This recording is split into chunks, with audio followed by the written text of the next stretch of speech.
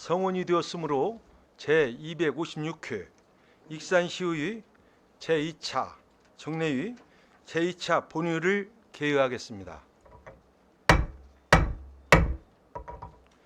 의사일정 제1항 시정 질문의 끈을 상정합니다. 손진영 의원님 나오셔서 질문하여 주시기 바랍니다. 질문 방식은 일문일답 방식입니다. 시장님께서도 집행부 발언 때에 나오셔서 답변하여 주시기 바랍니다. 존경하는 익산 시민 여러분, 영등일동 동산동을 지역구로 보건복지위원회에서 의정활동 중인 진보당 손진영 의원입니다. 시정질문의 시간을 배려해 주신 최종호 의장님과 선배 동료 의원분들께 감사드립니다. 오늘 본 의원은 500만 그루 나무 심기 사업과 생활 폐기물 관련 대행업체 용역에 대한 제안 및 질의를 드리고자 합니다. 정원율 시장님의 의미 있고 소중한 답변을 기대합니다. 먼저 익산시가 지난 2019년부터 추진하고 있는 500만 그루 나무 심기 사업입니다. 지금 5년째 되는 해입니다. 이 사업은 시민과 함께하는 그린 에코시티 익산 조성을 위해서 2019년부터 23년까지 올해가 이제 마지막 사업 종료일이었습니다. 5년간 가로변 공원, 완충 녹지, 유휴 토지, 학교 등 도심 전역에 500만 그루 나무를 심는 사업이었습니다.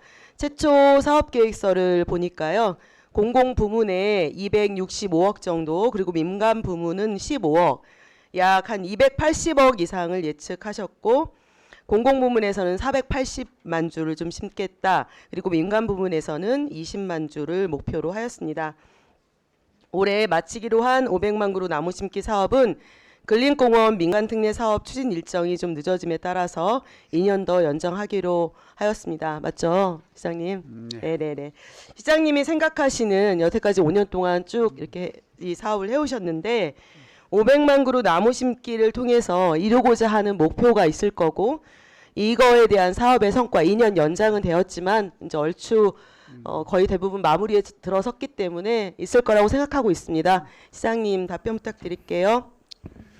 우리 익산시의 가장 아쉬운 부분이 그동안에 우리 먹고 사는 문제에 너무나 매달리다 보니까 네. 도시가 삭막하다. 그 문제가 첫 번째 문제였었고요. 두 번째는 미세먼지가 전국 최고로 높다. 그 위에도 등등등 여러 가지 문제점이 있었는데 이 두 가지를 동시에 해결할 수 있는 답이라고 생각을 했습니다. 네, 아주 좋은 사업이라는 것에는 그 공감하고 있습니다. 그래서 그 두 마리 토끼를 어떻게 잘 잡으셨나요? 예, 아주 성과가 잘 나타나고 있는데 네. 여쭤보시면 제가 또 말씀드릴게요. 잠시 후에. 네. 사업의 성과가 이제 있다고 하셨으니까 좀 더 들어보면 알 수 있을 것 같습니다. 저는 그 사업의 성과를 폄훼하거나 비판할 생각은 없습니다. 다만 사업을 마무리해야 되는 시점에 온 만큼 이것에 대한 평가가 좀 더 정확했으면 좋겠고, 그리고 기간의 나무 심기 사업에 대한 아쉬운 점이 좀 몇 가지 있기 때문에 그것에 대한 보완 요청을 드리는 것입니다. 5년간 시장님에게 노력과 그리고 담당 공무원들의 노력에도 박수를 보내드립니다. 어쨌든 이 기간 동안 익산이 이제 녹지가 좀 더 많이 확충되고 또 시민들에게도 쾌적한 정주 요건이 좀 마련됐다. 이런 것에는 그보다 좋은 일이 성과를 없겠죠? 간단히 좀 네. 제가 먼저 네, 부탁을 말씀해 드릴게요. 주세요. 네. 지금 금년 말까지 한 400만 그루째 저희가 심고 있잖아요.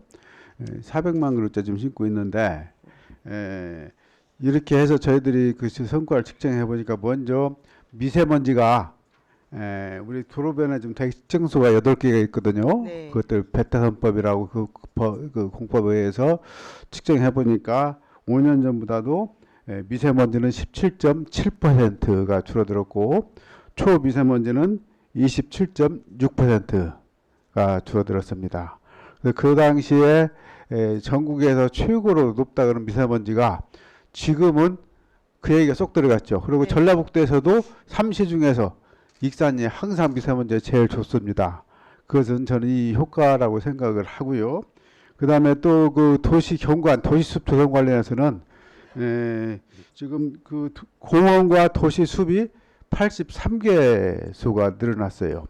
그리고 녹지 지역이 301헥타르로 5년 전보다도 녹지 면적이 225%가 증가했습니다. 그리고 또 민간 부분에서도 많은 실적을 냈는데 민간 부분에서도 공원 녹지가 26개소 정도 늘어났고 그리고 또 면적도 4.73 헥타 늘어났고 그리고 지금 마지막 남은 것이 민간공원 아닙니까? 민간공원의 면적이 뭐 그동안에 여러 차례 제가 언급했습니다마는 여의도 면적의 절반이 넘는 녹지가 또 추가로 생깁니다.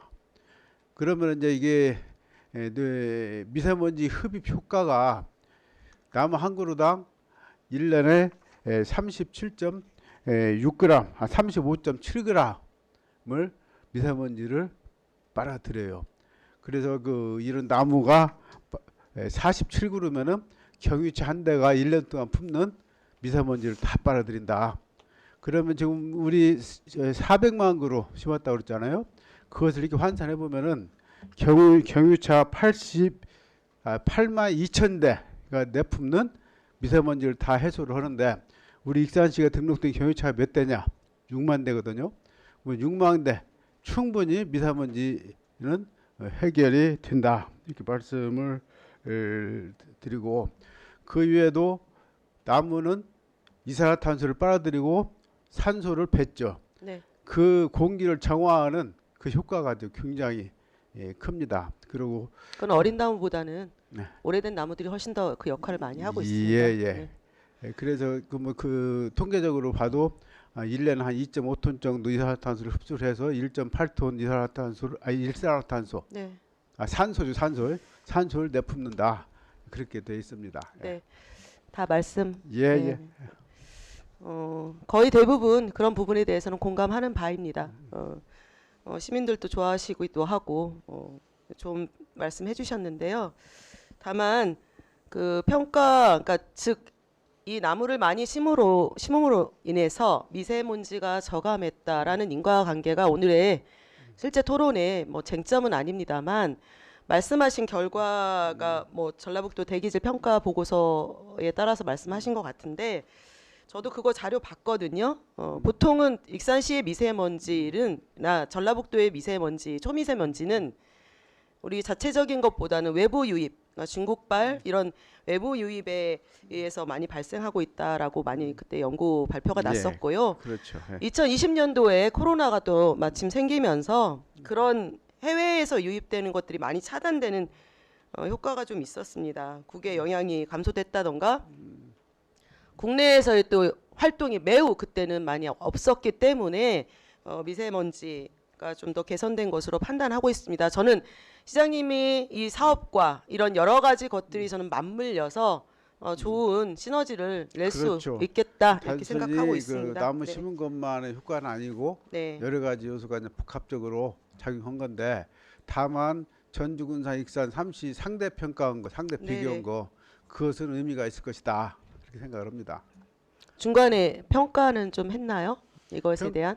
평가는 지금 저희들이 하고 있는데 네. 이것이 그러면 평가가 얼마나 정확하냐 이것이 관건이잖아요. 그렇죠. 어려운 문제라고 네. 생각합니다. 왜냐하면 그래서, 애초에 이 사업 계획을 수립했을 때 익산시에 가지고 있는 이런 여러 가지 대기질의 문제나 이런 것들을 최초에 기록을 하고 그다음에 나무를 심음으로써 이게 어떻게 좋은 영향을 미쳤는지는 시장님께서 답변하셨다시피 그리고 제가 본 여러 가지 자료에 의해서도 봤을 때 한 가지 요인으로 밝혀질 수는 없습니다. 그래서 나무를 많이 심음으로써 미세먼지가 잘 감소되었다에 약간의 영향을 미칠 수 있지만 이건 절대적이라고 보긴 좀 어렵고요. 그리고 제가 이제 보건복지위원회가 이과가 있다 보니까 공부를 좀 하다 보니까 이런 자료를 하나 봤습니다. 그 4년 전에 숲의 탄소 저장 능력에 대한 논문으로 세계적으로 주목을 받던 학자가 있어요. 자료에 나와 있는 분인데 이분 때문에 전 세계적으로 나무 심기 붐을 일으켰던 분입니다. 근데 이분이 4년 만에 나무 심기는 결코 탄소 감축의 대안이 될 수 없다 하면서 자기 그 사실상 주장을 좀 뒤집어 엎었고요. 이런 나무 심기만으로 땅의 면적을 이용해서 이 세계가 가지고 있는 탄소 중립으로 간다던가 이런 여러 가지 방향을 발맞춰 가려면 엄청난 어마어마한 그런 그 살림이 필요하다는 결과도 있습니다. 말씀드렸다시피 500만 그루 나무 심기의 최종 목표와 가고자 하는 방향이 저는 이거와 상관관계가 그닥 많지는 않다라고 보는데, 그렇다 하더라도 아까 말씀드린 대로 다른 건에 비해서는 좋은 효과가 있다고 하니까 다행이라고 생각합니다. 근데 전주는 1000만 그루 심어요. 그럼 전주가 훨씬 더 효과가 좋았어야 되는데. 근데 우리 익산이 제대로 심은 거죠, 그렇다면. 아, 잘 심어서. 네, 네. 그럴 수 있겠네요. 잘 심었나 한번 보겠습니다. 저기 예시 사진 한 번만 보여드리겠습니다. 그래서 이제 500만 그루 나무 심기 사업을 자세히 살펴봐서 어떤 사업에 몇 그루를 심었고 그동안 진행되는 건 연도별 계획을 제가 매년 매해별로 이렇게 받았기 때문에 그 카운팅 되는 것은 보고 있었습니다. 그런데 보통 모든 과에서 추진하는 다양한 사업들의 식재 현황을 수정과 함께 카운팅하고 있는 것을 알 수 있었고, 나무를 심는 것은 숫자에 세어서 이제 반영하고 있지만 베어 없어지는 나무들은 전혀 고려하고 있지 않았다라는 답변을 저는 들었습니다. 예를 들어서 저기는 영등동에 가로 환경 정비 사업 경관 조명 설치 공사 명을 가지고 있는 사업이에요. 올해 지금 거의 완료가 되었습니다. 알고 계시죠, 여기 사업? 예, 예. 네네. 저는 사실 차를 이쪽 방향으로 많이 가고 있지 않아서 제 지역은 좀 저쪽에 있어서 잘 못 봤습니다. 그런데 시민이 오른쪽에 보내주신 건 시민이 보내주신 자료예요. 포크레인이 저기 심어져 있었던 아주 오래된 피라칸사스라는 나무가 있어요. 왼쪽에 저렇게 초록색의 오염물질이 엄청 강한 도시가에 많이 심는 나무인데요. 빨간색 열매를 맺고 있고 겨울에도 저렇게 볼 수 있는 나무예요. 저기 중간에 쫙 심어져 있었어요. 근데 시민들은 당연히 의문을 저한테 했죠. 왜 똑같은 나무를 베버리고 같은 수종의 어린 나무를 심었느냐라고 해서 제가 질의를 했거든요. 시장님, 이 사업에 대해서 한번 간단하게 예. 설명해 주세요. 저도 의원님 말씀 듣고 깜짝 놀라서 확인을 해봤습니다. 해봤더니만은 그렇게 할 수밖에 없는 이유는 좀 있었어요. 네. 거기가 지금 도로 중앙이잖아요, 한가운데. 네. 양쪽에 통행량이 많기 때문에 사람이 들어가서 작업을 하지 못하고 기계로 작업할 수밖에 없었다. 네. 기계로 하다 보니까 일부 뽑아내고 나머지는 제식제를 하는데 제식제도 100% 다 하는 것이 아니고 가운데 그 장비 설치한 부분 빼고 하니까 한 50% 내지 많이 제식제 든 데는 80%까지 드는데, 여기에서 하나 저희가 착안해야 될 게 있어요. 네. 지금 우리가 산림녹화 할 때 옛날 이제 박정희 대통령 시절이죠. 그때는 나무 하나만 심으려도 산림청에 다 허가를 받아야 되고, 특히 산불 나면은 시장군수는 그냥 그 다음 날로 모가지 나가고, 그렇게 해가지고 지켜온 게 오늘날 우리 산림이거든요. 또 우리 익산시도 저도 그런 생각이 듭니다. 부서 간에 서로 이제 벽이 쳐 있다 보니까 이것을 좀 통제가 안 됐던 거예요, 지금. 네. 이렇게 나무 심는 부서고 작업을 하는 공사를 하는 부서고 부서가, 안 돼 있어서 앞으로 이런 나무를 베는 그런 작업을 하는 데는 산림부서하고 사전에 협의를 해야 된다는 그런 조례를 우리도 하나 만들어줬으면 좋겠다. 우리 산림법 가지고 우리 산림을 보호했듯이, 물론 저희가 행정적으로도 할 수 있지만은 우리 의원님이 문제제기를 하셨으니까 마무리한다는 차원에서 저런 조례를 하나 만들어줘도 좋겠다 하는 생각을 했습니다.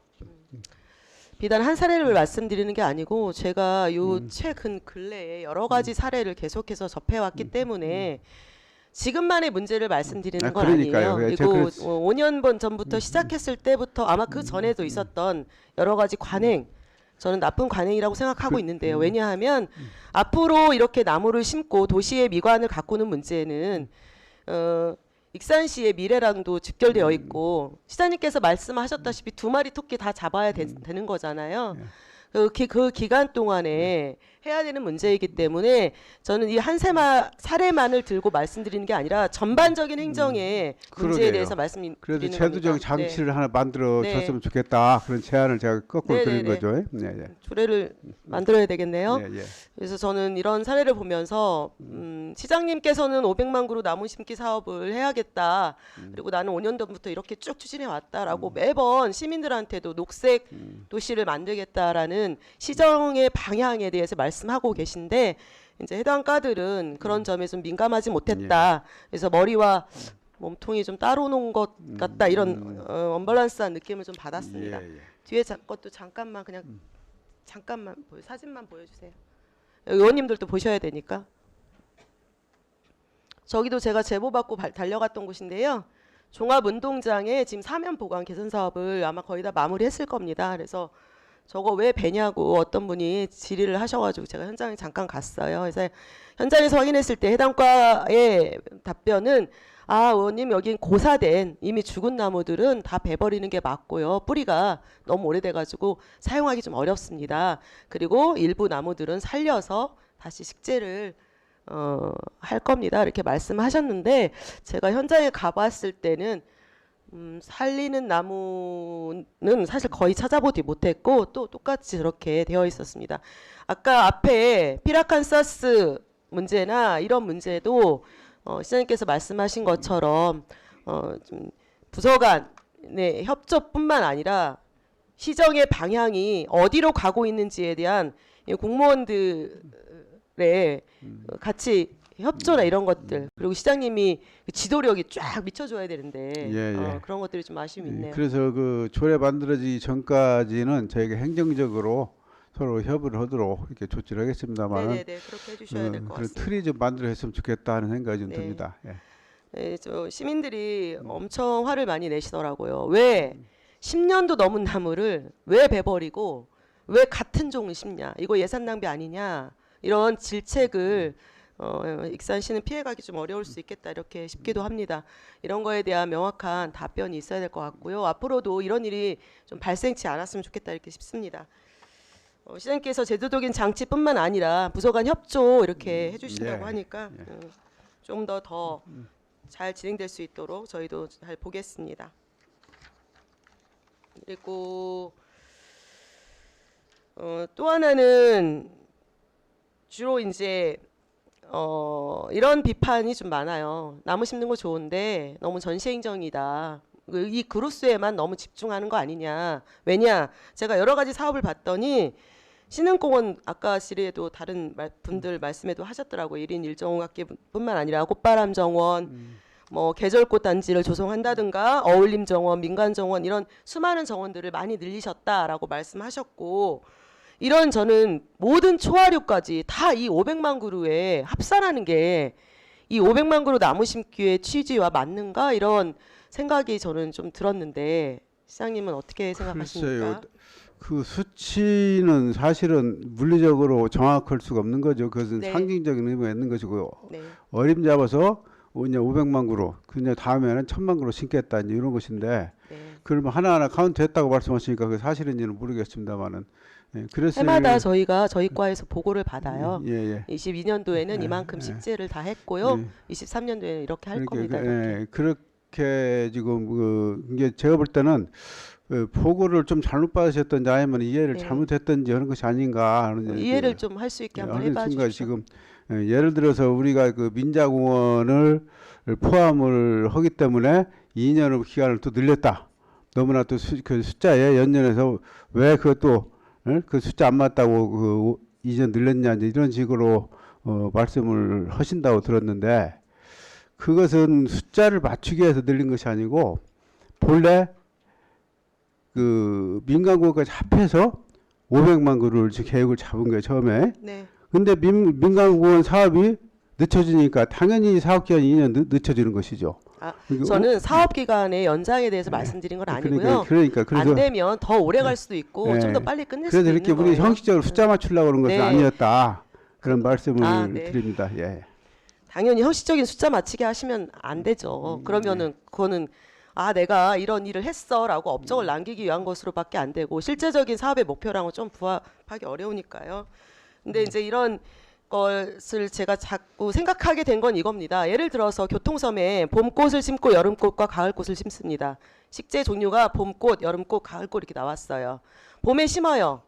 여름꽃을 심기 위해서 다시 뺍니다. 빼는 것은 카운팅 안 하고 새로 심는 여름꽃은 카운팅 한다면 이건 사실 제로잖아요. 근데 계속 숫자는 앞으로 나가고 있는 거기 때문에 실제로 시장님께서 아까 400만 그루를 심었다라고 말씀하시는데 저는 진짜 400만 그루가 심어진 건가? 물론 저 상징적인 의미 이런 거 그 정도는 숫자에 너무나 집착하지 마십시오. 예. 숫자에 숫자에 마시고. 집착하시는 거 시민 저기 시장님이신 것 아니 같아요. 의원님이 너무나 네. 집착하신 것 같은데 우리는 그런 뜻이 아니었는데 의원님이 조금 그 보고를 잘못 받으신 것 같아. 예. 시민들은 숫자에 집착한 적이 없어요. 그리고 500만 그루 나무 사업을 하는지도 잘 모르고 지금 400만 그루 심어진지도 몰라요. 예.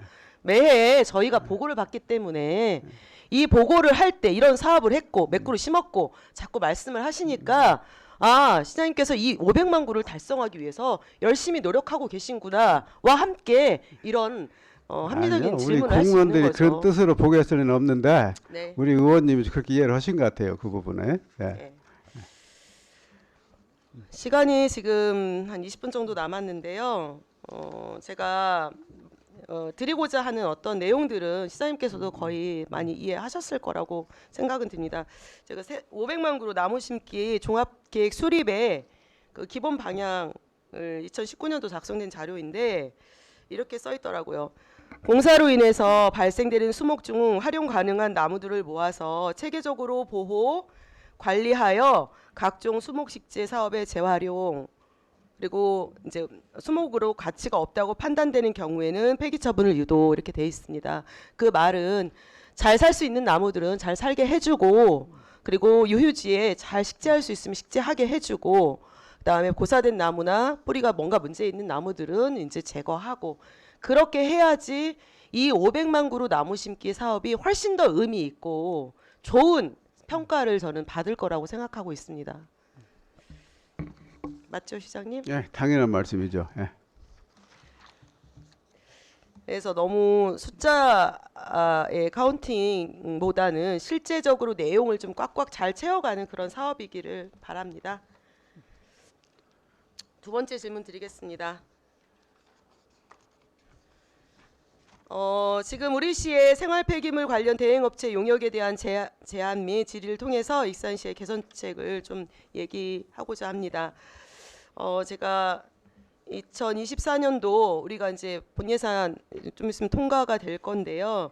생활 폐기물 수집 운반 그 대행 민간 대행 총 4개를 합하니까 내년도 예산이 347억 원이에요. 이거는 익산시 일반 회계 예산에 따져보니까 한 2.16% 정도를 차지하고 있더라고요. 매우 중요한 사업이니까 그래요. 그렇죠? 생활 폐기물을 읍면 지역을 다 수거 운반해야 되고 동지역도 수거 운반해야 되고 음식물 쓰레기 나오면 그거 수집 운반해야 되고 그리고 재활용도 이제 수집 운반해서 도심이 깨끗해질 수 있도록 하는 아주 중요한 사업이기 때문에 예산이 이만큼은 필요하다고 생각하고 있습니다. 그래서 이번 공개 입찰을 하고 있는 중인데 공고 기간인가요 지금? 예. 네. 이걸 마치게 되면 2년간 이제 이 대행을 또 하게 됩니다. 네. 그래서 오늘 본 의원은 현재 입찰 방식에 대해서 개선했으면 하는 것과 이렇게 예산이 많이 투입되고 있기 때문에 철저한 관리 감독이 좀 이루어졌으면 좋겠다라는 내용을 중심으로 질의드리겠습니다. 그 현재 형식은 공개 입찰 방식이긴 하지만 신규 업체나 새로운 이 일을 하고 싶어하는 어떤 사람들의 경우에는 사실상 진입하기 좀 어렵지 않냐라는 그런 지적이 있고요. 제가 예산 심의 때 이러한 질의를 하였더니 해당 과에서는 특혜성 입찰일 수도 있다. 그렇게 보실 수도 있겠다라는 답변을 좀 들었고요. 그래서 실질적으로 특정 업체가 좀 독점하고 있는 게 아니냐라는 시민들의 의견도 있고 제가 보기에도 좀 이런 구조가 조금 바뀌었으면 좋겠다라는 생각이 있는데 예, 시장님 의견 그런 부탁드리겠습니다. 지적이 있어서 그걸 해석하기 위해서 입찰 제도를 부단하게 지금 개선을 해왔습니다. 본래 익산시 통합의회의 1위시는 계속 위탁을 해왔고 익산시가 직영을 해왔었어요. 근데 그 시군이 합해지면서 이제 둘 합해서 위탁으로 주면서 성상별로 나눠서 이제 위탁을 하기 시작했죠. 네. 그럼에도 불구하고 동일 업체가 계속 그 사업을 저걸 따길래 이것은 아니다 싶어서 권역별로도 받고 그냥 번역별로 바꾸면서 이것을 경쟁을 시켜봐야 되겠다 해가지고 4년 전부터 경쟁 입찰을 시켰습니다. 네. 경쟁 입찰을 시켰는데 네, 말씀하셨듯이 신규 업체 진입하기가 어렵다 지금 그렇게 생각하고 계신 거잖아요. 신규 업체 진입을 시키기 위해서 제가 규제를 대폭 풀었습니다. 그 신규 업체 풀기 위해서 그 뭐를 했는군이 제일 그 제한이 드는 것이 시설 장비를 갖추는 거예요. 그 내가 이 입찰에 낙찰이 들지 안 들지도 모르는데 그만한 장비 다 살 수도 없고 그만한 시설 갖출 수가 없고 그래서 못 들어온 거 아닙니까? 그래서 그게 가장 큰 요건이기도 하죠. 제가 그래서 그때 그 더 푸른 것이 그럼 우선 협상 대상자가 지정되고 난 이후에 본 협상할 때 그 본 협상하기 전까지만 그 시설과 장비를 갖춰라 그러면 된다 해가지고 2019년도 기준 아닙니까? 그러니까 그렇게 고쳤다니까 이렇게 전에는 그러다가 21년도에는 협상 개시일 전일로 바뀌었지 않습니까? 협상 개시일인가 지금도 마찬가지죠. 그때나 2019년도 지금이랑 똑같아요. 협상 개시일인데 같아요? 예, 협상 개시일까지 그 자격을 갖추면 된다. 그래가지고 그럼 공고를 제대로 못 본 모양인가요? 제가 본 처음에는 자료는 19일도에는 개시일 이전에 10일이었다가 협상 개시일 15일로 좀 바뀌었다 이렇게 알고 있는데 이건 좀 더 확인. 협상 개시일 전까지로 그러니까 시장님 말씀은 잠깐 담당 과장님 네. 잠깐 우리 그 네네, 양해해 주신다면 담당 그러시죠. 과장으로 하여금 답변을 들을게요. 그 부분 좀 말씀 좀 하세요. 청수장과장 준합니다. 협상 개시일까지 동일합니다. 19년도하고 21년도와 동일하다는 말씀이신 거죠? 네네. 그렇게 해서 그 근본적인 족쇄를 풀어버린 거고요. 네. 그래서 근본적인 족쇄를 풀었음에도 저 좀 더 진입을 용이하게 하기 위해서 그 평가할 때 실적 평가했지 않습니까? 네. 그것을 동일 용역이 아니더라도 유사 용역도 저희들이 어느 정도 비율을 정해서 실적을 인정을 해줬어요. 그렇게 해가지고 새로 들어온 그 업체하고 기존 업체하고 최대한 그 동등하게 이제 만들어 주었는데 첫 2019년도에는 몇 개 업체가 들어와서 경쟁이 됐습니다. 그런데 지금 그 뒤에 21년도인가요? 그때는 한 개 업체만 들어왔었고 이번에는 지금 어떻게 될지 기다리고 있습니다. 그렇죠. 이번에는 이제 누가 이제 낼지는 봐야지 되는 문제이고요. 17일까지가 입찰 제안서를 내는 기간이니까 저는 이제 이 기준을 여러 가지 면에서 면밀하게 좀 봤습니다. 도 기준도 보고 국가에서 하는 그런 지침도 좀 보고 익산시 기준도 보고 여러 가지를 검토했습니다. 지자체마다 어쨌든 간에 독과점의 지위를 갖게 되면 안 되는 거잖아요. 우리가 네, 그런 훨씬 더 문제가 생기면 안 오픈해가지고 되니까. 네. 완화시켜놨어요. 국가나 도에나 하는 것보다도 우리는 기준이 굉장히 완화가 되어 있습니다. 지금. 완화가 돼 있는데 19년도에 여러 경쟁 업체가 입찰했던 걸 그 다음 입찰에는 한 업체만 오는 게 완화가 됐는데 이게 이 사업에 장치 사업이기 때문에 구조적인 특징이 있는 거죠. 그러니까 그렇죠. 그렇게 문을 네. 개방했는데도 네. 선뜻 못 들어온 거예요 지금. 이제 뭐 여러 가지 그 차량이라든지 기술 장비를 좀 갖춰야 되는 여러 가지 기반이 있어야 되니까 네. 어려움은 있을 건데요. 기존 업체들 중에서도 그런 장비 잘 가지고 있는 업체들도 있을 겁니다. 그런 것들을 좀 열어놓고 볼 수 있어야 이게 기본적인 독과점이나 어떤 이거 특혜성으로 주는 거 아니야라는 그런 의심의 눈초리를 좀 조금 아니 기존 할수 있을 업체가 거라고 장비 가지고 있는 건 생각합니다. 너무나 당연하고 네. 장비를 가지고 있지 않은 업체도 응찰할 수 있게 지금 제가 제대로 열어놨다니까 이걸. 네네. 여하튼 훨씬 더 완화된 조건을 열어놔서 익산시는 더 공정한 입찰이 될 수 있도록 지금 노력하고 있다라고 말씀하신 거 맞죠? 예. 네네. 익산시 조례에도 어차피 평가에 대한 원칙 이런 것들이 다 나와 있습니다. 결과의 신뢰성이 담보돼야 되고 공정성이 있어야 한다. 그리고 평가의 과정은 업무 이 관련자가 참여할 수 있도록 기회의 균등이 보장돼야 한다. 이거는 저는 이 조례를 보면서 이런 생각을 했습니다.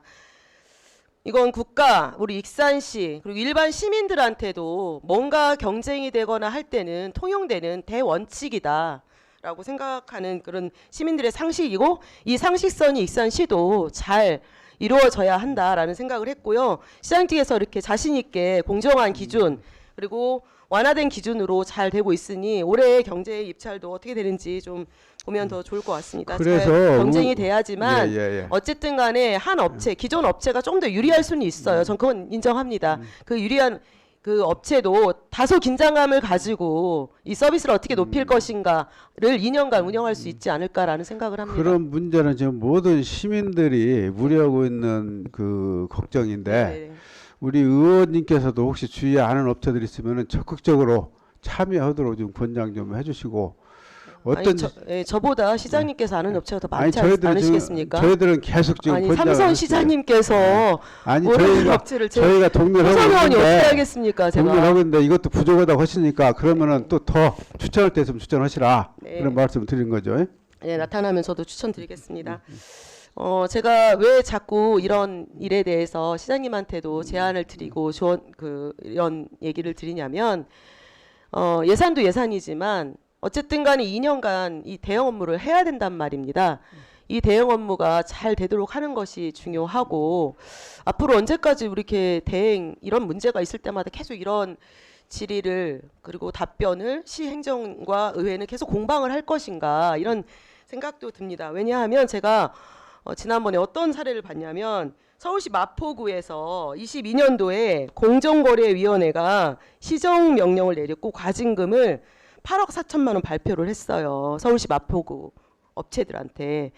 마포구도 청소 용역을 경쟁 입찰 방식을 도입하고 원래 이제 경쟁하기 전에 그냥 했던 4개 업체가 담합을 한 거예요. 아, 나는 원래 했던 거니까 내가 이 권역을 낼게. 너는 이 권역 내고 너는 이 권역 내고 이렇게 4개 업체가 자기 권역을 그대로 물려받기로 하고 일정액 비율로 투찰하기로 담합을 한 사건이었습니다. 그래서 이 업체들이 담합한 이 사실이 드러나서 과징금을 이렇게 많이 물게 되었습니다. 그래서 좋은 한 업체가 아주 우수하고 훌륭한 업체가라 할지라도 조금 더 경쟁이 되고 이렇게 독과점의 지위를 드리게 되면 우리가 협상에 의한 계약을 할 때도 익산시가 갑의 위치여야 되는데 을의 위치가 된다던가 할 수 있어서 하는 우려의 말씀 때문에 드렸습니다. 독점 구조를 깨기 위한 부단한 저희들이 지금 고민과 네. 노력을 하고 있고 네. 그럼에도 불구하고 아까 말씀드렸듯이 장치산업으로 한계로 인해서 지금 신규 업체 진입하기가 어려운데 이보다도 더 완화할 수 있는 방법이 있으면 알려주시고 그리고 또 참여할 수 있는 업체가 있으면은 적극적으로 좀 홍보 좀 해주시기 바랍니다. 행정에서 고민하셔야죠. 예. 제가 이제 남은 시간에 한 가지 더 말씀드리겠습니다. 이미 입찰 공고 시작됐고 24년도 예산도 세워졌잖아요. 이제 가장 중요한 문제가 남았습니다. 민간 대행이 이제 협상에 의한 계약까지 잘 마무리가 되면 아까 말씀드린 대로 이 347억에 대한 예산이 제대로 쓰이는지 철저한 관리 감독을 해야 되는 이제 문제가 우리한테 과제로 남은 거잖아요. 그래서 제가 한 가지 업체만 용역 그 원가 산정 용역 자료를 받았거든요. 이제 주셔가지고 그래서 거기서 보니까 이제 노무비는 어차피 거의 일하시는 분들한테 주는 비용이니까 그건 빼더라도 한 업체 것만이에요. 감가상각비가 이제 주로 고정사잔이니까 이제 차량에 관련된 거인 것 같습니다. 그게 1년간 한 9,300여만 원이 나가고 수리수선비로 2억 4천 그리고 잡재료비가 1억 5,500, 일반 관리비가 이제 10% 적용했을 때 5억 정도 되더라고요. 그래서 이런 것들에 대한 관리가 좀 필요할 것 같은데 그동안 관리는 어떤 식으로 좀 진행되고 있었는지 좀 한번 설명 부탁드리겠습니다. 저희들이 이제 매달 정산을 하죠. 그리고 처음에 원가 산정은 용역 네. 지금 말씀하시는 건가요? 원가 산정한 대로 보통은 입찰을 하고 거기에 이제 업체들이 막 하니까 이 금액이 거의 비슷비슷하게 나오더라고요. 예, 이번 그 원가 산정 용역 기관이 거의 동일한 업체들이 하는 경우가 많아서 네.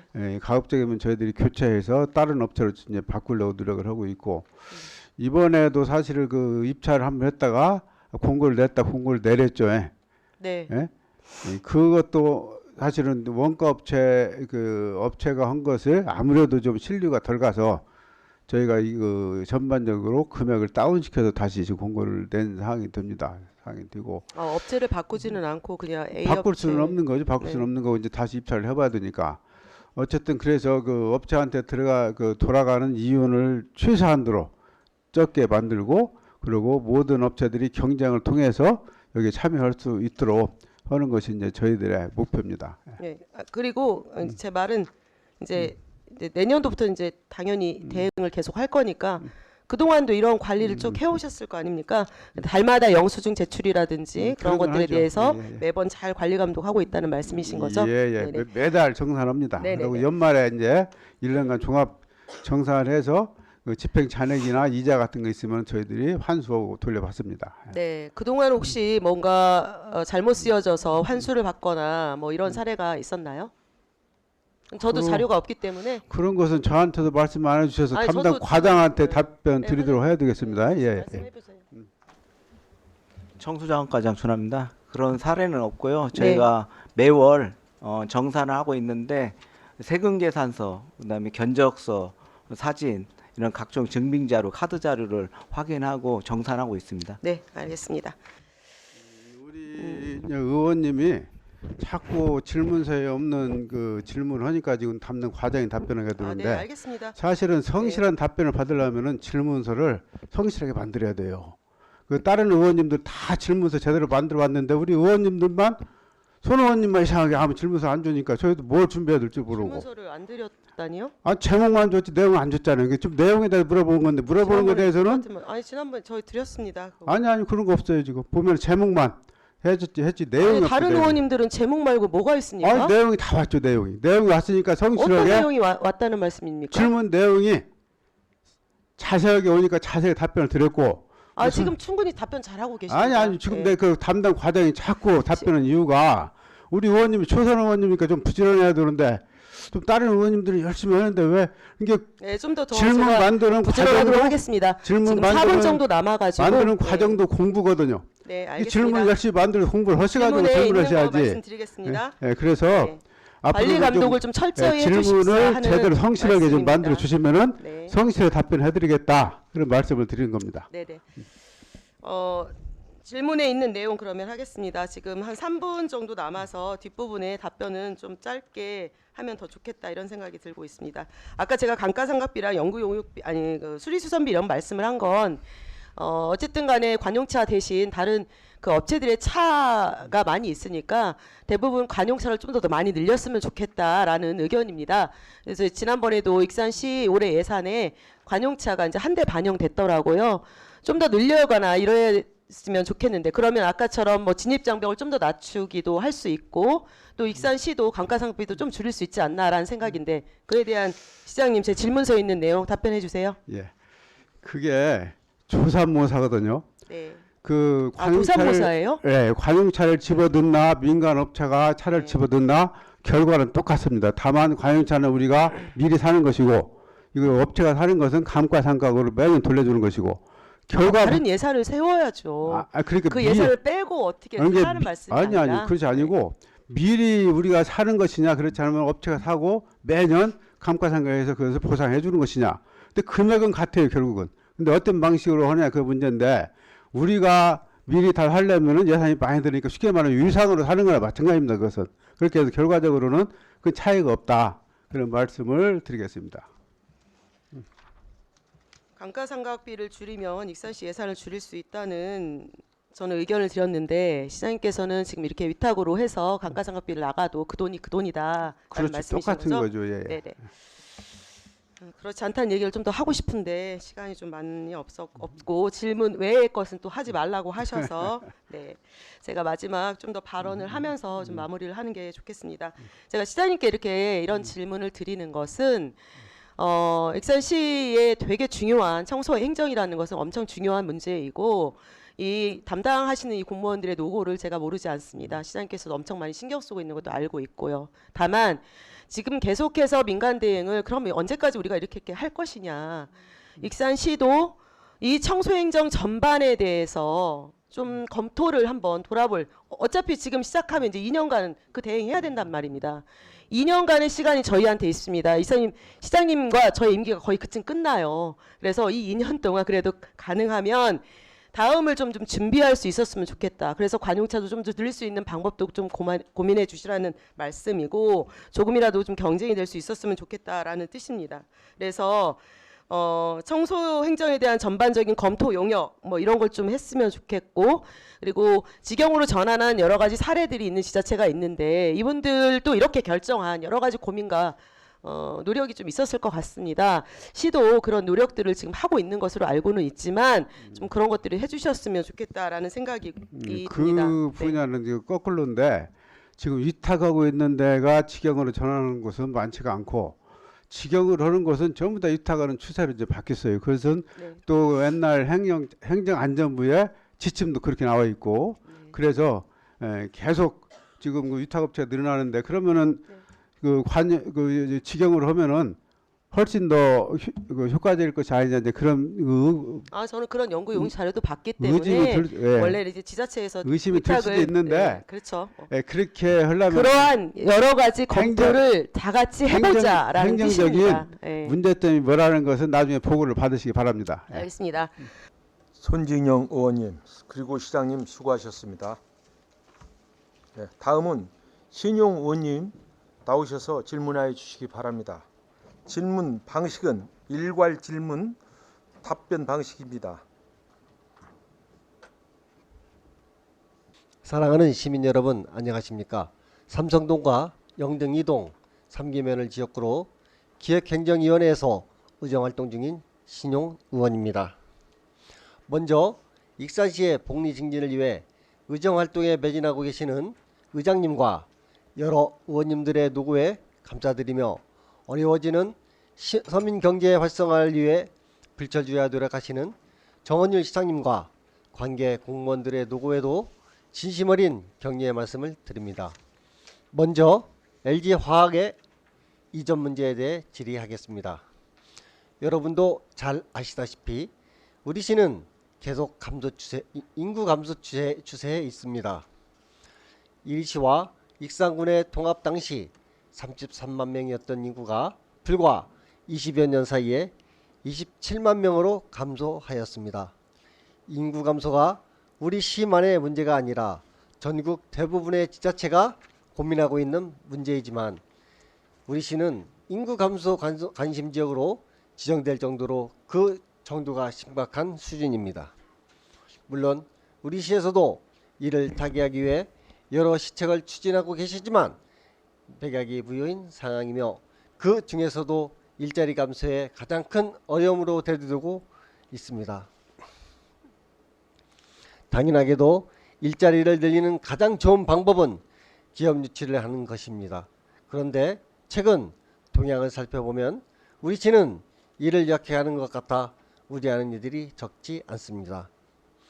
최근 익산 지역 기업들과 노동자들 사이에 핫 이슈는 LG화학 공장의 매각 소식이었습니다. 만약 매각이 성사되었다면 일자리 감소는 물론이거니와 지역 경제에도 큰 타격을 주었을 것이라 생각됩니다. 본 의원이 알아본 바로는 한때 100여 명의 근로자가 근무하던 익사 국가산단에 위치한 LG화학 2차전지 사업부는 이미 지난 3월에 청주 공장으로 사업이 재배치되었습니다. 이에 따라 20여 명의 근로자만이 남아 공장을 관리하고 있는 상황이며 260여 명의 근로자가 근무하고 있는 익산 제2산단지의 LG화학 기초소재 사업부는 언젠가 사업 구조조정이 이루어질 거라는 불안감이 잠재되어 있습니다. 또한 여러분도 잘 아시다시피 우리 시 익산시의 노동시장은 매우 열악한 상황입니다. 2023년 9월 말 기준 익산시 고용보험 가입자 수는 6만 3천여 명으로 전년 동안에 비해 다소 증가하였지만 고용보험 가입률은 43.5%에 불과해 전국 평균 53.3%에 크게 못 미치는 상황입니다. 그리고 이러한 수치는 우리 시 일자리의 질이 낮다는 것을 보여주는 지표라 할 것입니다. 이처럼 일자리의 질도 낮은 상황인데 그나마 있던 일자리도 사라진다면 우리 시민들은 어떻게 호구지책을 마련해야 할 것입니까? LG화학 이전 등 일련의 기업 일탈 움직임에 대한 시장님의 보관은 무엇인지 말씀해 주시기 바랍니다. 그리고 이와 연계된 문제로 제5산단의 추진 현황과 앞으로의 기업 유치에 대해서 답변해 주시기 바랍니다. 다음은 우리시 스포츠 마케팅 전반에 대해 질의하겠습니다. 여러분도 잘 알고 계시다시피 스포츠 산업은 스포츠와 관련된 재화와 서비스를 통해 부가가치를 창출하는 산업으로 그 중요성이 매우 부각되고 있습니다. 우리시도 이에 발맞추어 2022년 1월 조직 개편을 통해 스포츠 마케팅계를 신설하는 등 각종 대회의 유치와 스포츠 산업 육성의 노력을 육성을 위해 노력하고 있습니다. 물론 우리시 이외 타 지자체들도 지역경제 활성화를 목표로 스포츠 마케팅에 많은 공을 들이고 있으며 특히 양구군이 그 모범 사례로 화제되고 있습니다. 한때 군사도시로 불리던 양구군은 정부의 국방개혁에 따라 양구에 주둔하던 부대가 해체되면서 군인들의 소비에 의존하던 지역경제가 휘청하였습니다. 이에 양구군은 경제 활성화의 수단으로 각종 대회와 전지훈련단을 유치하는 스포츠 마케팅을 선택하였고 그 결과 2022년 기준 108개 대회와 77개 전지훈련팀을 유치하여 2만여 명인 양구 인구의 10배가 넘는 26만여 명의 방문 성과를 이끌어냈습니다. 이러한 모범 사례처럼 우리시도 스포츠 마케팅을 잘 활용한다면 지역경제 활성화에 긍정적인 영향을 미칠 수 있을 것이라 판단되기 때문에 우리시 스포츠 마케팅 활성화를 위해 몇 가지 방안을 제시하고자 합니다. 첫째, 금강을 주목해야 할 것입니다. 한강, 낙동강, 영산강과 더불어 우리나라 4대강으로 꼽히는 금강은 풍부한 유량과 수려한 경관을 자랑하고 있습니다. 수상 스포츠를 위한 천혜의 조건이기도 합니다. 때문에 이를 잘 활용하여 곰개나루에서 개최되고 있는 철인 3종 경기를 전국 규모 대회로 확장 및 특화시키고 곰개나루로부터 성당포구에까지 이르는 수상 스포츠 대회를 검토하여 금강 수상 스포츠의 메카로 만들어가는 방안을 고민해야 할 것입니다. 둘째, 이 스포츠 유치에 대해 적극 나서야 할 것이라는 둘째, 이 스포츠 유치에 적극 나서야 할 것입니다. 이 스포츠는 2022년 항저 아시안게임에서 정식 종목으로 채택되어 스포츠의 위상을 드높이고 있습니다. 그리고 최근 개최되었던 e스포츠 대회인 롤드컵 경우 결승전이 열렸던 고척동 이만석이 매진될 정도로 청장년층의 관심이 뜨거웠습니다. 이처럼 날로 그 이상과 관심이 높아지고 있는 e스포츠에 대해서 우리시도 보다 적극적인 관심을 기울여야 할 것입니다. 더군다나 분석 결과에 따르면 롤드컵 개최로 인한 직간접적 효과가 업계 추산 2천억 원대에 이르고 향후 이 시장은 더욱 커질 것으로 예상되기 때문에 이 분야를 선점하기 위한 방안을 적극적으로 모색해야 할 것입니다. 본 의원이 제안한 이 두 가지 방안에 대해 도입을 검토할 의향이 있으신지 말씀해 주시고 이와 함께 우리시가 준비하고 있는 스포츠 마케팅 전략이 있다면 어떤 내용인지 설명해 주시기 바랍니다. 다음은 유적지 복원을 통한 관광지 진흥 방안에 대해 질의하겠습니다. 우리시는 41개 발자취를 오롯이 간직하고 있는 세계문화유산의 도시입니다.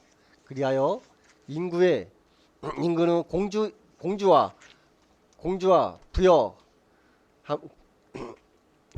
부여와 함께 지난 2015년에 백제 역사유적지로 유네스코에 등재되었습니다. 그리고 이것은 우리 시의 문화와 관광을 아우르는 커다란 자산이 되어 많은 관광객을 이끌어들이고 있지만 많이 부족한 점이 많습니다. 그리고 그 부족함의 근원에는 관광객들의 눈에 보이는 것이 부족하다는 태생적 한계가 있습니다. 미륵사지에는 미륵사가 없습니다. 왕궁태에는 왕궁이 보이지 않습니다. 물론 미륵사와 백제 왕궁의 복원에 많은 현실적인 어려움이 있다는 것은 잘 알고 있습니다. 하지만 그렇다고 해서 마냥 손을 놓고 있을 일은 아니라고 생각합니다. 수원 화성과 김제 백글제 사례에서 알 수 있듯이 지자체의 노력과 정부의 관심만 있다면 불가능한 것은 아니라고 판단됩니다.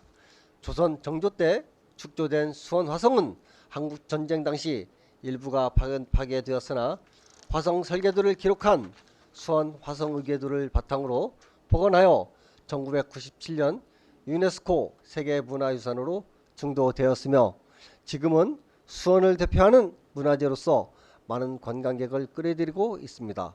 최근 연구에 의해 우리 시의 황등제보다 늦게 축조된 것으로 밝혀지고 있는 백골제도 조선 세종 때 저수지 뚝 일부가 유실되고 일제 감정기의 간선수로 설치로 인해 훼손되었지만 1975년 복원하여 지금은 우리나라를 대표하는 지역 축제 중의 하나인 지평선 지역축제의 축제 장소로 활용되고 있습니다. 우리 미륵사지 석탑 또한 2013년 보수를 시작하여 2019년 복원을 완료한 이후 우리 시의 대표적인 관광명소로 자리잡게 되었습니다.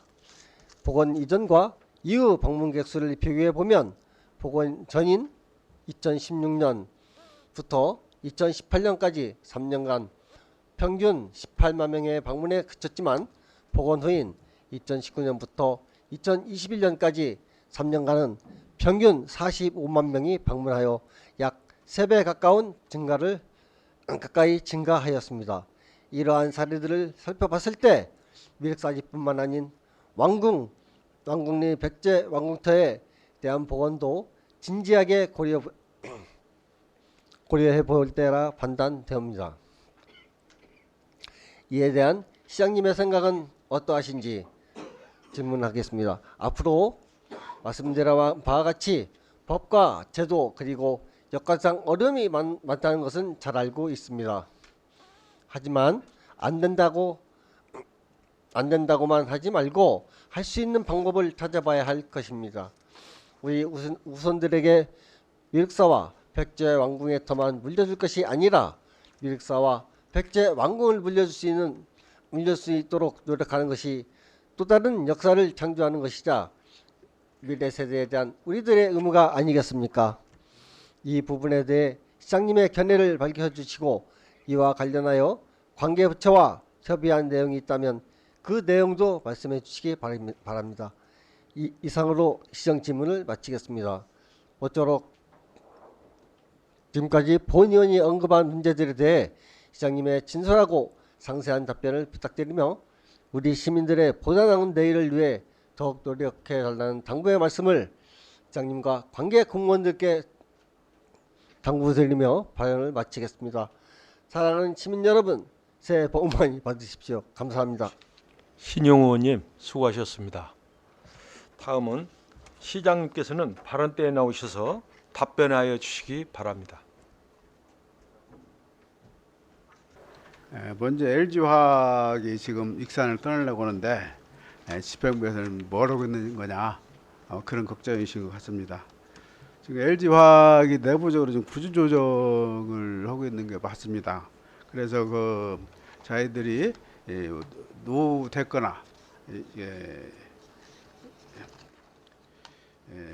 규모가 작거나 생산 설비가 노후가 됐거나 하는 것들은 통폐합을 하고 새로운 수종, 자기들이 지금 새로운 수종을 찾고 있는 것이 배터리나 친환경 소재, 그다음에 혁신 신약 분야에 지금 구조 조정을 하고 있습니다.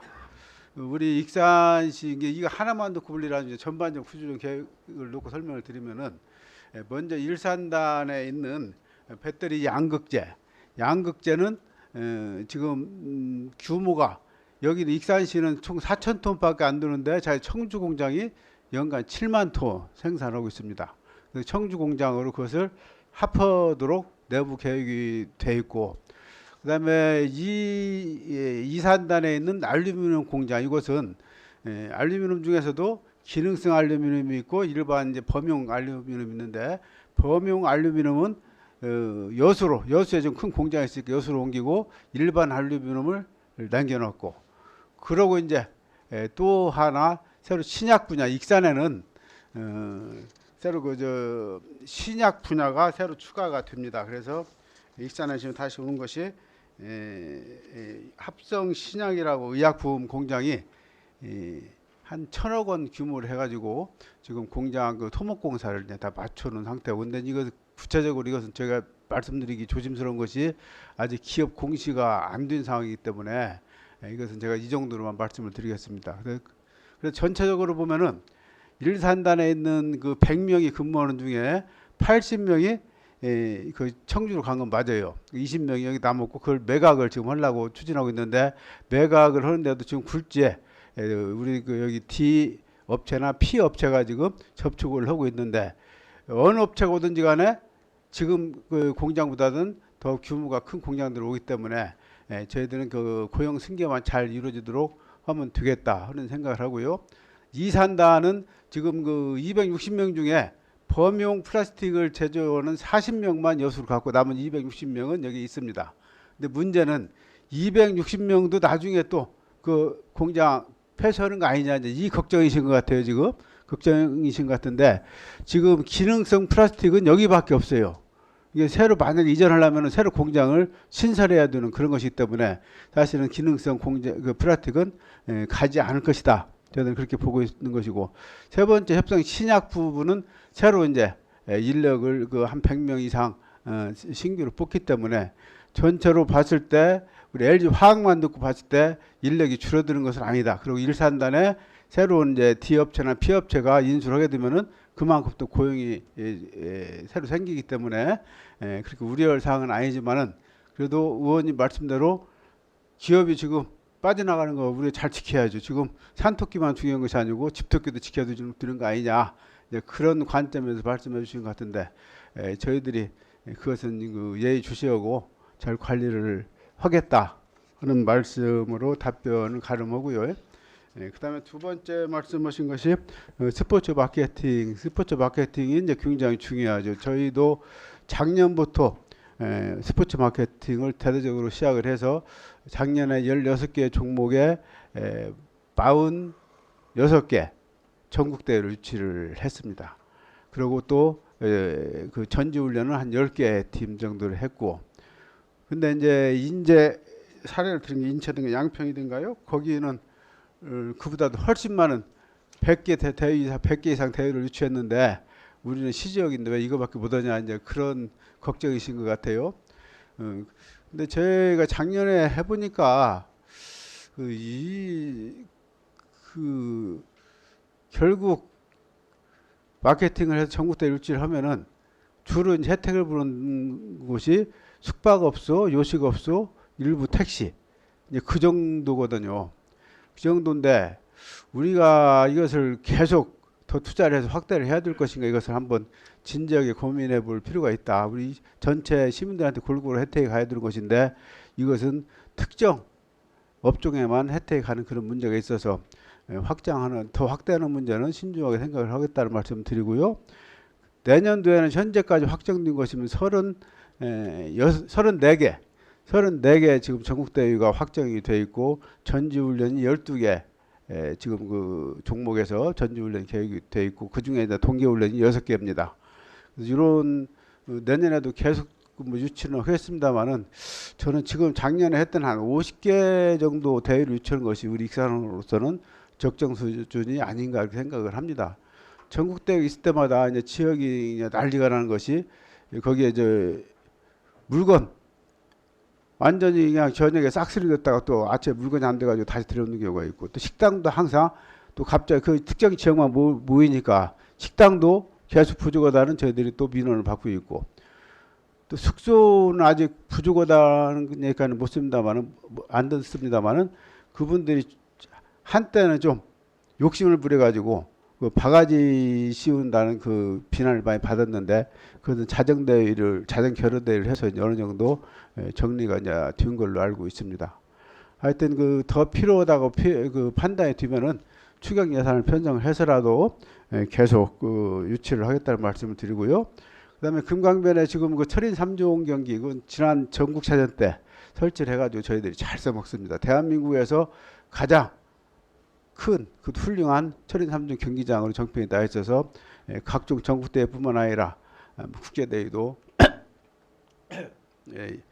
익산으로 올 정도로 그 아주 활용도가 높게 잘 써먹고 있고 그 이외에도 지금 뭐 윈드서핑이랄지 그렇지 않으면 수중 스포츠, 수상 스포츠 그 계속 해야 될 것이 아니냐 이제 그런 말씀을 드리는데 저희도 그 고민을 계속 해오고 있습니다만은 거기에서 수상 스포츠를 하는 게 그렇게 저가번 업종이 많지가 않아요. 철인 3종은 괜찮고 거기에 또 윈드서핑도 있지만은 사실 윈드서핑도 어느 정도 파도가 있어야 되는 것인데 이쪽은 강이기 때문에 파도가 없고 그다음에 또 그 뭐라고 합니까 그 종목이 생각 안 나는데 그런 것들은 또 수심이 또 너무나 낮아요. 또 수심이 1m가 넘지가 않기 때문에 그런 스포츠는 할 수가 없고 여러 가지로 우리가 겉보기 하는 지금 수상 스포츠 하면 좋겠다 싶어지지만은 막상 하려고 들어가 보면은 제약 요인이 많이 있더라. 그럼에도 불구하고 금강의 수상 스포츠 그 중심지로 만드는 것은 굉장히 중요하다 이렇게 생각을 합니다. 그리고 e스포츠 말씀하셨는데 저희들도 오래전부터 고민했는데 이게 이제 쉬운 것이 아니더라고요. e스포츠는 이제 젊은 프로게이머들이 이제 많이 몰려와야 되는데 규모가 어지간히 커서는 아주 관심을 안 가져요. 거의 외면을 당하더라. 지역에서 프로 e스포츠를 성공한 사례는 많이 없는데 저희도 이제 e스포츠 프로 구단도 좀 해보려고 노력을 했었고 그것을 유치를 하려고 하다가 아직은 못 하고 있습니다만은 그것이 이제 감당이 되면은 전에 그 군산에서 좀 한다고 한번 했었죠. 군산에서 한다고 했는데 그것도 규모가 이제 작은 규모였었는데 아마 한 번인가 하다가 그것도 마른 것 같고 우리 지역의 경제 파급 효과가 있다고 한다면은 우리한테 좀 버겁더라도 저희들이 적극적으로 검토를 해 보겠습니다.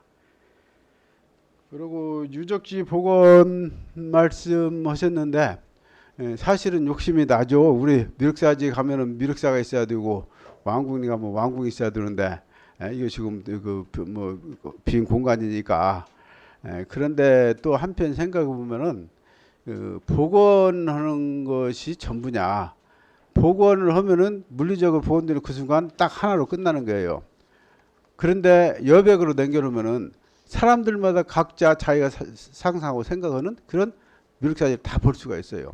그래서 저는 지금 이게 이제 유네스코의 그 규칙 때문에 저희들이 복원을 고증이 안 되는 거, 고증 안 되는 건 할 수가 없어서 그렇기도 하지만은 그러나 꼭 고증은 복원하는 것이 최고는 아니더라. 그런데 현재 정부의 아까 잠깐 말씀드렸죠 오전에 정부의 지금 그 국정 과제로 우리 미륵사지하고 황룡사는 지금 디지털 복원하는 걸로 돼 있어서 지난달에 미륵사지는 디지털 복원 AR 복원을 시험 가동을 했고 그것이 이제 내년부터는 본격적으로 이제 일반 국민들 서비스까지 이제 시작을 할 것이고 왕궁 같은 경우는 이미 AR, VR 넣어가지고 지금 저희들이 홀로그램까지 넣어서 골고루 다 시연을 좀 해놨습니다. 해놨는데 이제 육신 같아서는 왕궁을 싹씩 복원했으면 좋겠죠. 근데 그 비용에 비해서 가성비가 저는 많이 떨어진다고 생각을 해요. 그래서 현재 정부 방침이 저는 맞다 생각을 하고 정부의 방침에 맞춰서 저희들이 지금 그 보조를 맞추겠다는 말씀을 드리고 지금 문화재청하고 저희하고는 협조가 잘 되고 있습니다. 잘 돼서 거기에서 지금 복원이 고증이 되는 부분 특히 그 중문지 특히 목탑 같은데 이런데 또 휘랑 이런 데는 어느 정도 지금 고증이 돼가고 있어서 그것은 복원 가능성을 좀 보이고 있어요. 근데 이제 아까 화성 사례를 들어주셨는데 화성은 말씀하셨듯이 설계도가 다 있잖아요. 저희도 설계도만 있으면 당장 복원 가능합니다. 설계도뿐만 아니라 그 당시에 유형 사진 하나가 없기 때문에 저희들이 그 입증을 방법이 없어서 지금 못 하는 것이고, 그다음에 또 하나 지금 들었던 것이 화성하고 벽골재 말씀하셨죠. 벽골재도 그 완전 복원이 아니고 숨은 그 부분만 해놓은 거예요. 그 정도는 우리도 황등재도 충분히 복원할 수 있는 것이고, 그 벽골재 전체를 이렇게 복원하는 것이 아니고, 그래서 그 문화재는 그런 한계가 있더라. 이게 그 고증이 되지 않으면은 복원하는 것이 굉장히 어려운 문제가 있다 하는 말씀을 드리고, 이 부분은 저희가 문화재청으로는 대화를 아주 긴밀하게 하고 있어요. 그래서 그 문화재청이 가급적이면은 우리 지역 익산의 의견을 지금 수용을 해주고 있고, 그래서 왜 문화재청 사업이 익산으로 좀 많이 오고 있고, 그 복원하는 것이 꼭 필요하다고 한다면은 아까 말씀드렸던 그 부분이라도 좀 복원을 할 수 있도록 계속 추진을 하겠습니다. 그까지 하면은 말씀 다 드리고, 그거 하나 빼먹었습니다. 아까 또 우리 그 산업단지 추가적으로 그 기업 유치 계획이 있으신가 물어봤잖아요. 오산단 예를 드시면서요. 지금 우리가 3산단, 4산단의 이제 분양이 다 끝났잖아요. 끝나고 이제 식품 클러스터도 80% 정도 분양이 되고, 그래서 그 분양 용지가 부족해서 3산단 지금 확장을 하고 있습니다. 10%까지는 간이 절차로 확장할 수 있다고 해서 지금 8만 평, 10% 하여튼 8만 평에 대해서 지금 시작을 하고 있는데, 그것은 아마 26년, 25년 말에 26년까지는 착공이 준공이 가능할 것 같아요. 그러면은 현재 지금 그 중에 일부는 기업 유치가 이미 돼 있고, 한 반절은 지금 기업 유치를 하고 있는 중인데, 이제 많은 업체들이 익산에 땅이 없다 보니까 서로 경쟁적으로 들으려고 그래요. 근데 저희는 환경업체나 악취업체 이런 데는 지금 저희들이 배제를 하고 있기 때문에 아직 한 절반은 남아 있고 절반은 그 결정이 되고 있는 그런 상황입니다. 그리고 오산단 지금 이제 현재 기본 구상 다 맞춰서 지방재정 공제위에 지금 타당성 조사 용역을 의뢰를 해놓은 상태고요. 그것도 내년도 중에는 저희들이 이제 그 착공을 시작을 해서, 그것은 오산단은 한 29년도 준공을 지금 목표로 진행이 되고 있습니다. 그것은 정규 절차를 다 거치기 때문에 시간이 좀 걸리고, 3산단 확장하는 문제 먼저 확장을 해서 그 부지를 활용해서 기업들을 유치하도록 그렇게 하겠습니다. 그리고 이제 그 시간이 조금 빨리 끝난 것 같으니까 지금 그 인구를 지키려면은 기업 유치를 해야 되지 않는가, 이제 그 말씀하셨잖아요. 그 많은 사람들을 그렇게 말씀들 하세요. 근데 저는 그 말씀하시면 항상 답답한 것이, 우리가 그 동안에 그 많은 기업을 유치를 해서 3산단, 4산단 있는 땅 다 팔고 지금 그 식품 클러스터 팔았는데, 제가 와서 투자유치 보조금을 준 걸 계산해 보니까 한 1조 원 정도 줬고, 그 중에 12가 한 3천억 정도 나갔더라고요. 그렇게 해서 이제 추구를 하고 기업을 유치했는데, 그러면 인구가 왜 줄어드냐? 그것을 우리가 진정 고민을 한번 해봐야 됩니다. 그래서 저는 그 나름대로 분석하기를, 첫 번째는 인구를 담을 그릇, 새 아파트가 없다. 두 번째는 새로 우리가 기업을 유치해서 근로자가 새로 오더라도 그분들이 공장은 익산에 다니지만은 실제 집은 전주나 군산으로 정하더라. 그것은 왜 그러냐? 교육을 비롯한 정지 여건이 좋은 데로 가더라고요. 익산 전주 군산은 통근이 가능한 거리거든요. 그러니까 어느 지역을 가더라도 살기 좋은 데로 주민들이 가게 돼 있다. 우리는 잘못하면은 제주만 넘고 돈은 지금 떼놈이 받아간다고, 이상하게 우리는 기업 유치만 하고 지금 인구는 엉뚱한 데로 갈 수가 있어요. 그래서 제가 아까 말씀드렸던 녹색 공원 정원도시를 만들자고 하는 것도 그런 차원이고, 교육도시 만들자는 것도 그런 차원이고, 그렇게 해서 오히려 그런 여건이 잘 됐으면 기업 유치 않더라도 인접지역에 근본은 종사자들이 익산으로 올 수도 있다. 참고로 인구 문제에 대해서는 저희들이 조금 시각을 달리해야 된다, 그런 말씀을 드리면서 제 답변은 마치겠습니다. 감사합니다. 이상으로 시정 질문을 모두 마치겠습니다.